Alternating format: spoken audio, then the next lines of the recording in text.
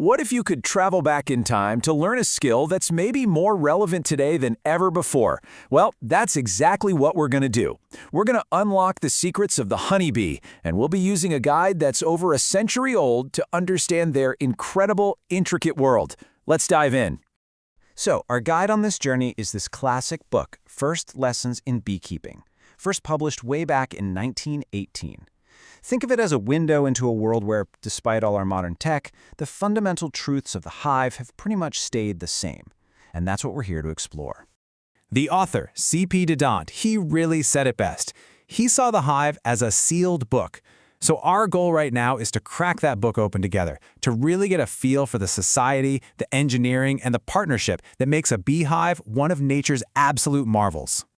Okay, first things first, let's meet the residents. You have to understand, a colony isn't just a random swarm of bees. No, it's a highly organized superorganism where every single member has a very specific job to do. Inside every colony, you've basically got three distinct types of bees. You have the queen. She's the one and only mother of the entire hive. Then you have the drones.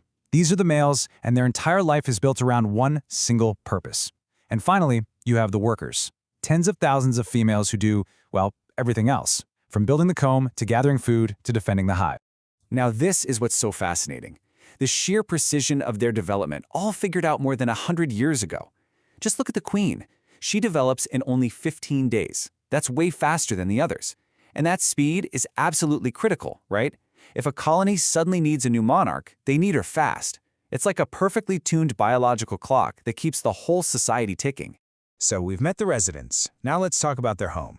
The honeycomb isn't just a place for storage. It is a masterpiece of natural engineering built from a substance that the bees literally produce from their own bodies. This whole process is just incredible. To create wax, the worker bees first gorge themselves on honey.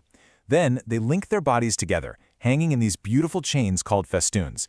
And for about 24 hours, their bodies perform this kind of magic, converting that honey into tiny little wax scales that they secrete from their abdomens. They literally build their city from a digested meal. And the way they use that wax is just pure genius. Dadant explains that bees instinctively solve this really complex mathematical problem. How do you build a structure that has the most possible storage and the most strength, but uses the least amount of material? Well, the answer they came up with is, of course, the hexagon. And this right here, this is the solution. I mean, just look at that perfection. Every single cell is a hexagon, and they all fit together perfectly with zero wasted space.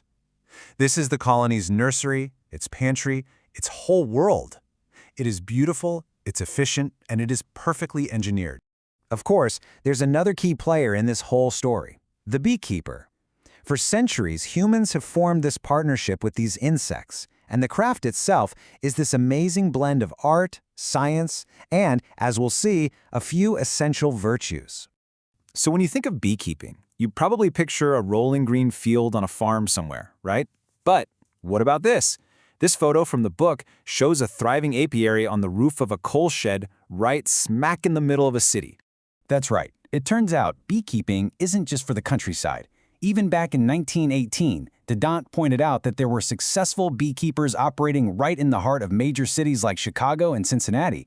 Bees are incredibly adaptable. They find nectar in city parks, gardens, and along railway lines. It's just a powerful reminder that nature can and does thrive in the most unexpected places. So what does it actually take to partner with these incredible creatures? Well, according to Dadant, the qualities are pretty timeless. You need patience. You need persistence, because believe me, things will go wrong. Neatness is key to keeping the hives healthy, and foresight to think ahead and anticipate what the colony is going to need. And yeah, a little bit of fearlessness probably helps when you're surrounded by thousands of stinging insects. You know, progress often comes from just simple observation. Take the honey-extractor, a device that completely revolutionized the industry. Well, it was invented because of a child's game. This guy, Major von Ruschka, watched his son swinging a piece of honeycomb around in a pail, and he noticed that centrifugal force was flinging the honey out, but it left the delicate comb totally intact. A simple moment of play led to a massive leap forward for beekeeping. And that brings us to the ultimate reward for this whole partnership, the honey itself. But you'll see, our guide from 1918 has a very different take on its value than we might have today. Nowadays, we tend to think of honey as a luxury item, right? A special treat. But Dadant asks us to really reconsider that. Back then, was it actually a luxury, or was it something much more fundamental? To answer that, the book sets up this really fascinating comparison. On one side, you've got honey. On the other, you've got household staples like milk and eggs. And the question is simple. Based on pure nutritional value, which one is the better bargain?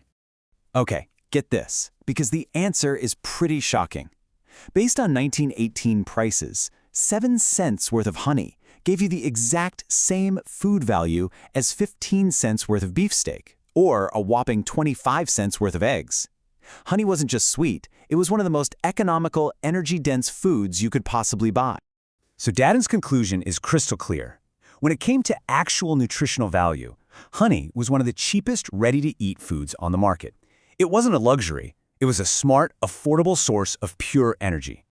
And that leaves us with one final thought to chew on. We've just looked back over 100 years into this sealed book, and we've found a society of specialists, a marvel of engineering, and a food source that is as pure and natural as it gets. So the real question for us today is this. In our modern age of complex supply chains and ultra-processed foods, what can we still learn from the simple, powerful, natural efficiency of the hive?